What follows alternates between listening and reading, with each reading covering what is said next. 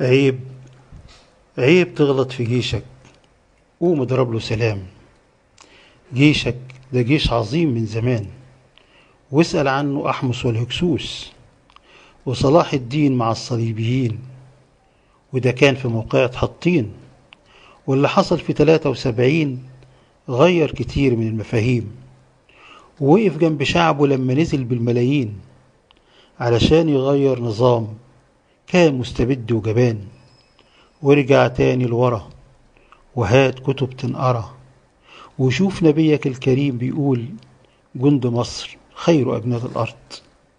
جيشك ده جيش عظيم، تيجي سيرته أصل الكلام واضرب له تعظيم سلام.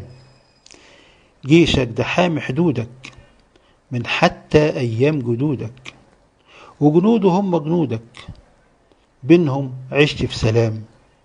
وقول يا جيشنا يا معيشنا أحلى أيام تنعشنا، ووقت الجد بتدهشنا. عشت يا جيشنا يا همام تطلب تلاقينا ملايين، ندعي نقول آمين يا رب انصر المصريين لو جالهم حاكم من الظالمين.